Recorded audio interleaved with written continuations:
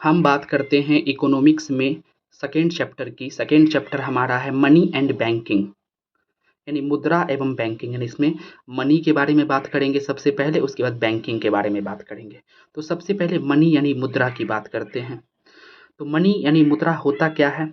तो मनी यानी मुद्रा जो है विनिमय का एक माध्यम है, विनिमय का एक माध्यम है, यानी मीडियम ऑफ एक्सचेंज है। ठीक है, यानी विनिमय का एक माध्यम कहने का मतलब ये हो गया कि मुद्रा जो है लेन देन का एक अच्छा माध्यम है, जिससे हम अपनी क्या करते हैं, ज़रूरतें पूरी करते हैं।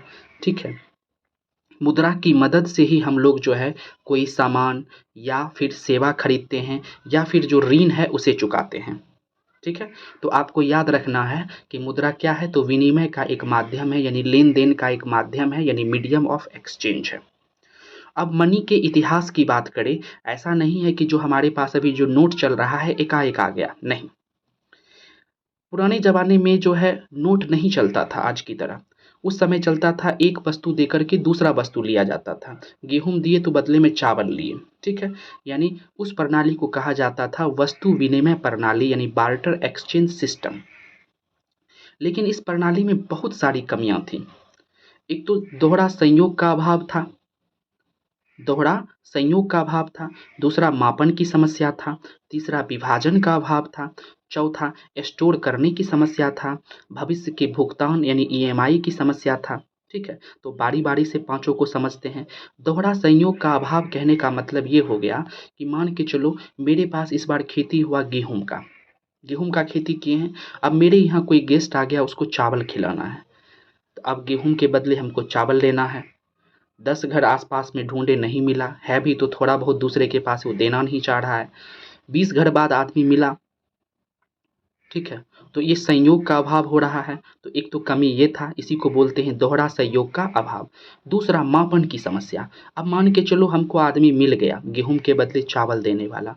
अब गेहूं के बदले चावल, तो गेहूं आज के हिसाब से कम भाव होता है, चावल महंगा होता है। यानी कितना गेहूं में कितना चावल दिया जाए, इस मापन का अभाव था वस्तु विनिमय प्रणाली में।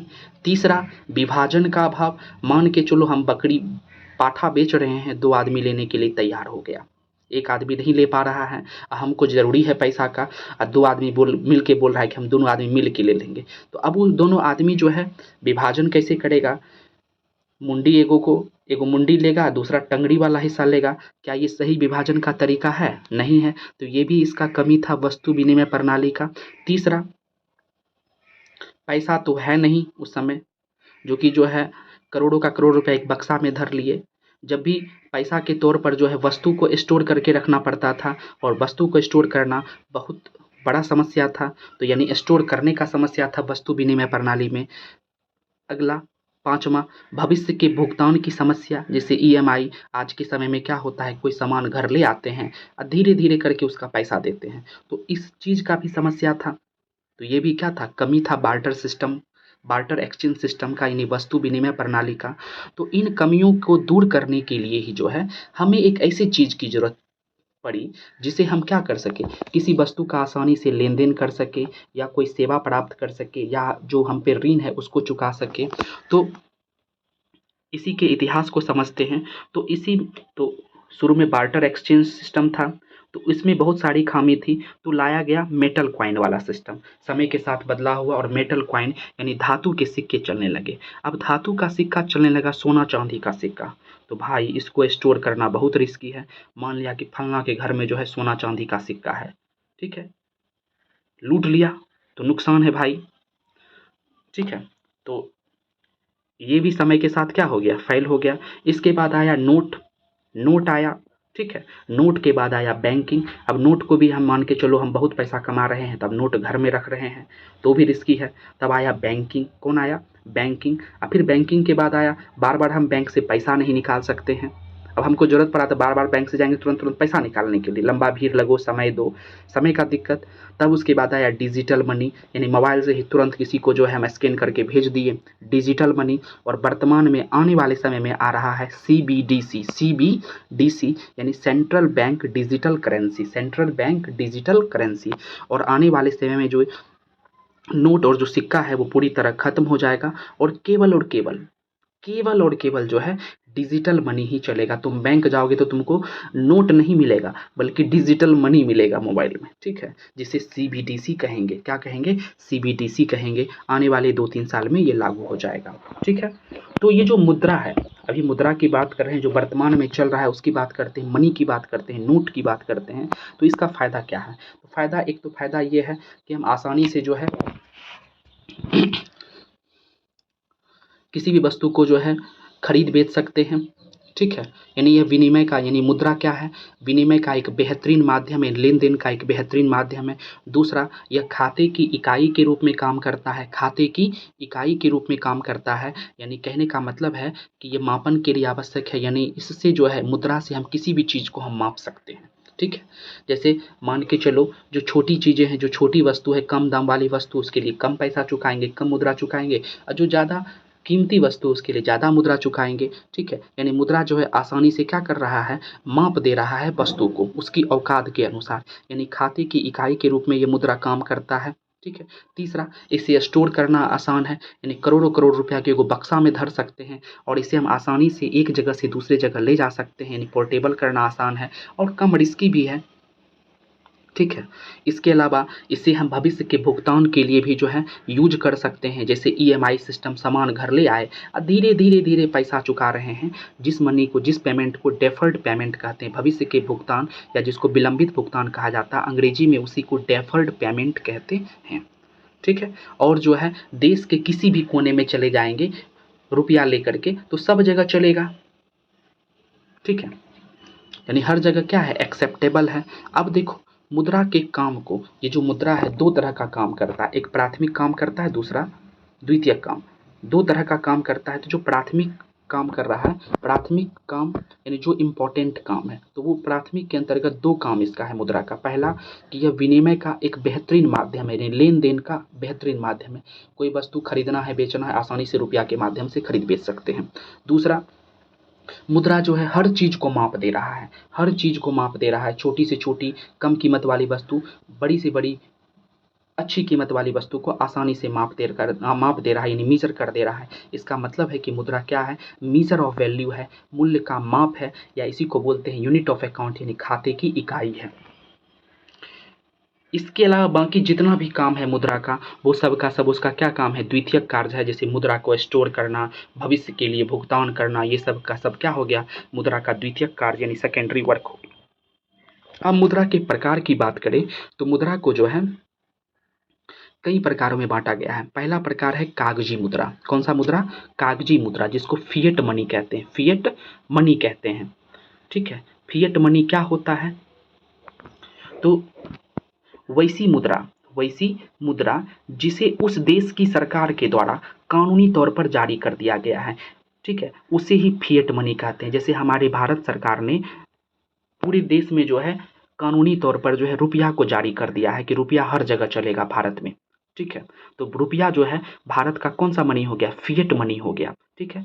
क्या इसी रुपया को लेकर अमेरिका में जाएंगे, इसी रुपया से सामान खरीदना चाहेंगे तो मिलेगा? नहीं मिलेगा, ठीक है। तो भारत के लिए जो फिएट मनी क्या हो गया? रुपया हो गया। अमेरिका के लिए फिएट मनी क्या हो गया? डॉलर हो गया।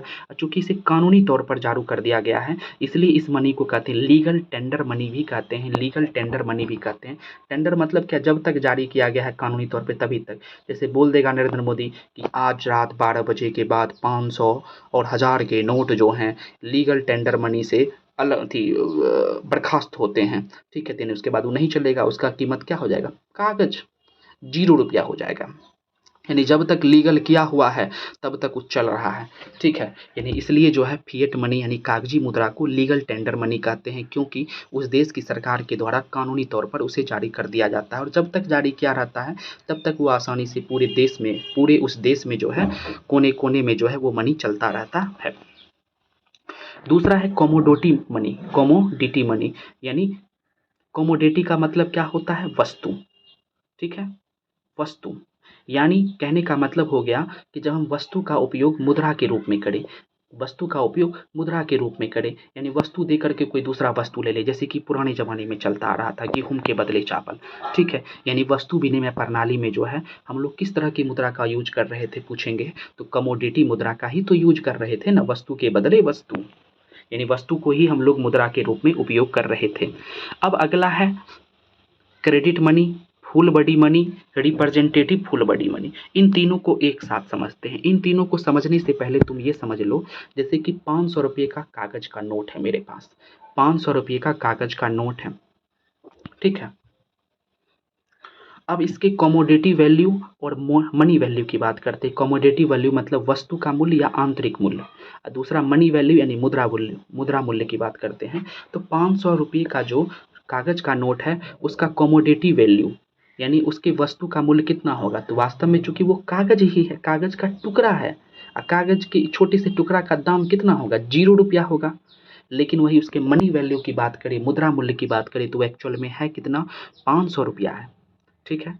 तो इससे जो है हमारा 3 मनी को जो है हम लोग डिफाइन कर पाते हैं कि जब हमारा जो है कमोडिटी वैल्यू, जब हमारा जो है कमोडिटी वैल्यू क्या हो, कमोडिटी वैल्यू से जो है मनी वैल्यू ज़्यादा हो, कमोडिटी वैल्यू से मनी वैल्यू ज़्यादा हो, तो उस मनी को ही हम कहते हैं क्रेडिट मनी या टोकन मनी। क्रेडिट मनी या टोकन मनी का, जैसे वर्तमान के नोट और सिक्के है तो वो कागज है, तो वो कासा, और उससे उसका एक्चुअल वैल्यू मनी वैल्यू उसका क्या है, ज़्यादा है।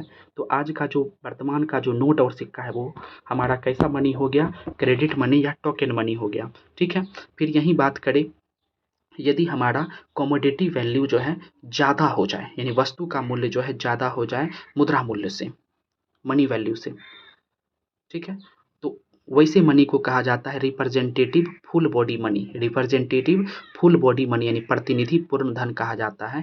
जैसे पुराने ज़माने के सोना चांदी के जो सोने के सिक्के होते थे, उसकी वर्तमान स्थिति यदि हम बात करें, मान के चलो एक छोटा सा 5 आने का जो है या 5 आने का जो है सोने का सिक्का है, उसका वजन है 5 ग्राम, तो 5 आने का सिक्का है, तो उसका मुद्रा वैल्यू कितना हो गया, मुद्रा मूल्य कितना हो गया, मनी वैल्यू 5 आना ही हुआ। लेकिन 5 ग्राम का वो सोने का सिक्का है, तो उसका जो है कमोडिटी वैल्यू कितना हो गया, 40,000 रुपया हो गया, ठीक है। तो पुराने ज़माने के जो सोने चांदी के सिक्के हैं वो हमारे कैसे मनी हो गए, तो रिप्रेजेंटेटिव फुल बॉडी मनी हो गए। अगला है फुल बॉडी मनी, किसको कहते हैं, यदि हमारा कमोडिटी वैल्यू और मनी वैल्यू दोनों बराबर हो। जैसे कि कुछ समय पहले तक जो था 1 रुपये का जो धातु का सिक्का आता था, उसके धातु की कीमत भी 1 रुपया ही होती थी। तो उस स्थिति में कमोडिटी वैल्यू और मनी वैल्यू दोनों बराबर हो जा रहा था, तो वैसे मनी को कहते हैं फुल बॉडी मनी, ठीक है। अगला है नियर मनी यानी निकट मुद्रा। नियर मनी मतलब निकट मुद्रा।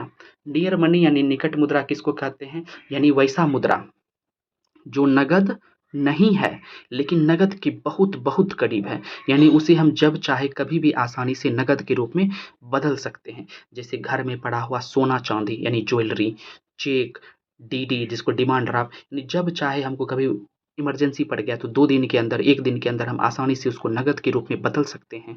तो वो मनी जो है हमारा, यानी ज्वेलरी हो गया, चेक हो गया, डीडी हो गया, ये सब का सब क्या है, नियर मनी है, यानी निकट मनी है, ठीक है। और ऐसी मनी को ही हम लोग क्या कहते हैं, तरल संपत्ति यानी लिक्विड एसेट कहते हैं, क्योंकि इससे हम कभी भी आसानी से जो है हम नगद में बदल सकते हैं, कोई दिक्कत। तो धन्यवाद, आज के लिए इतना ही। आपका दिन शुभ हो।